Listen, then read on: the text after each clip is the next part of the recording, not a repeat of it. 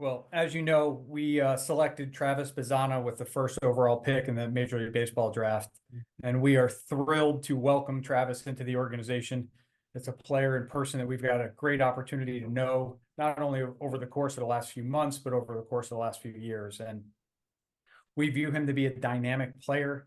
He's a guy that makes really good swing decisions, controls the strike zone really well, rarely swings and misses, and can really impact the baseball.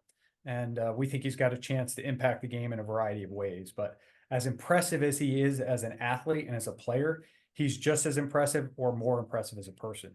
He has been relentless from the time he was 3 years old to take advantage of every resource available to him to become the best baseball player he could possibly be. And I think it's a testament to his hard work and the support system that he's had around him to be able to get to this point. And I know in talking with Travis, he's excited for the opportunity to join an organization and join our organization. And if you've heard him speak, he's very passionate about the opportunity he has to help us win games and through that platform, elevate the profile of baseball in Australia. So with that, I'm happy to answer any questions that anyone has. Chris, is he signed? Have you signed him, or is that still a process? We have an agreement of terms in place, but we need to work through a number of factors, including medical. Chris, when you look at Bazzano, is he a second baseman purely, or can he play somewhere else?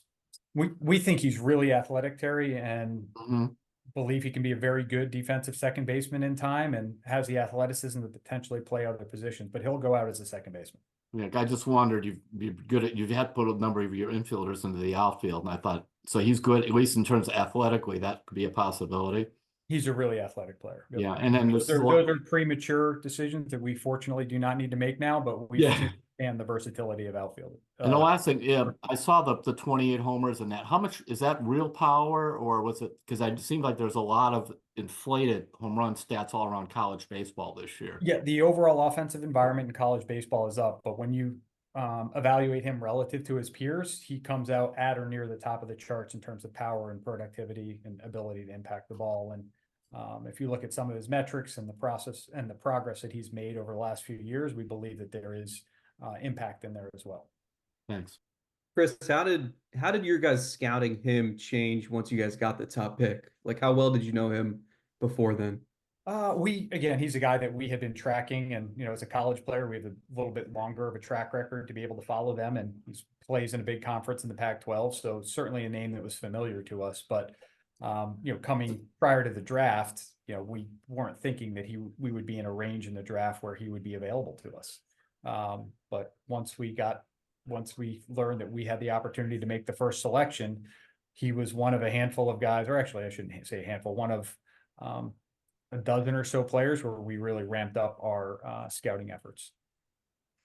Hey, Chris, this is a question I think fans will want to ask.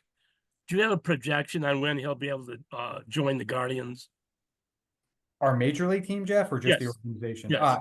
It's impossible to predict timelines, Jeff. Ultimately, players impact that through their how they go about their day to day, and then their success that they have at each level, and how they handle adversity. There's so many things that go into that. It's impossible to project the specific time. So then, when will he start with you guys? When will he start? No, what level? The Arizona Rookie League, or where? We just selected him, Jeff. Those are all things that we have to work through with him. Yeah. Chris, when did you settle on Bazzano? We didn't know exactly who our selection would be until just within a couple of hours of the draft starting. Was that when you started to make calls to guys? Terry, I'm not going to go into the specifics of it, Terry, but I would say we had a small handful of players that we considered with the first pick. You mentioned a dozen. I thought you can't go on the last day with a dozen guys. So no, that was on our scouting. I think I'm sorry. Asking about how we got to know the players and our scouting efforts. Okay. Chris, what was the difference between him and Condon to you guys? Again, I think as I shared with you, there were a number of players that we felt were deserving considerations for the first overall pick. And we got an opportunity to know all of them well and could see them all being very successful players. And we would have loved the opportunity to welcome them all into the organization, but that's not how it works. And we had to settle on one, and we're thrilled to welcome Travis to the organization. You know, his plate discipline is almost off the charts. How attractive was that to you with the kind of, the profile you have for your hitters, and why is he able to do that? Yeah. I think there's a lot in that, Paul. I think ultimately we see him having the totality of ingredients to be a really successful hitter. As I said, he recognizes pitches exceedingly well. He knows the strike zone, makes good swing decisions. When he does choose to swing, he makes elite level contact. And I think what's really grown in Travis's game over the past year or so is the ability to add impact and drive the ball. And we saw the benefits of that with increased power this year. So we think he has a chance to be a really dynamic offensive player. Chris, it seems like there's a lot of talk about him and just how much he dives into analytics and how he sort of talked about that with his teammates. And is that pretty evident with you guys whenever you're just having conversations with him, that he is way into all of that stuff? I would expand that, Mandy, to not just analytics. He taps into every resource available to him to get the most out of his ability, and in fact, to increase his level of ability, whether that's through analytic information, strength and conditioning resources, mental resources, every aspect. He's attentive to sleep. He's attentive to nutrition, and he can elaborate in great detail about how all of those things can impact performance. And I think what's extraordinarily impressive is he's able to utilize those resources in a way that translates and helps him on the field, which is the ultimate goal. And he is, as you get to spend time with Travis, I think you'll come to appreciate he is a very impressive and mature and thoughtful young man. Chris, how is he at second base defensively? He's really athletic, Terry. We think he has a chance to grow into a good defensive second baseman. It's probably the area of his game where he's a little bit less refined than maybe some other elements, but we think he has a chance we're excited to get him into our system, have him partner with our instructors to help him grow and develop in that area. And the other thing, did he have any, like the kid from West Virginia had that hamstring things. Did this guy have any injury issues at all? None recently, no. What did Stephen Kwan tell you about this guy? It's universal for anyone who's come in contact with him about how universally respected he is as a teammate. That was one of the things that we really tried to learn about all the players throughout the process. And that's one thing that continued to come out. And Stephen reiterated that, just how great a teammate he is, how well respected he is. And I mean, there are literally hundreds of stories of how great a teammate and person Travis is, and the things that he does to support others and help them. Chris, how much of that pushed him over the edge? Sorry, one at a time. Who was that? Brandon? Go ahead, Justin. Brendan?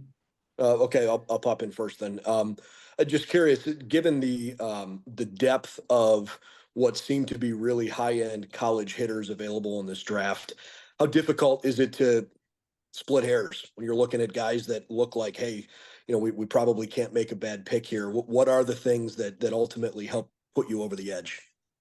Again, as I mentioned when Paul asked, is that it was a great group of players that we were fortunate to have the opportunity to get to know over the course of the past few months. And I believe that each of them will go on and have very successful major league careers. Unfortunately, we can only select one of them, and we felt Travis was the guy that was the right fit for our organization. And like I said, we're elated to add him to the organization. Chris, how much did the bonus pool and negotiations play into this pick? I think I was pretty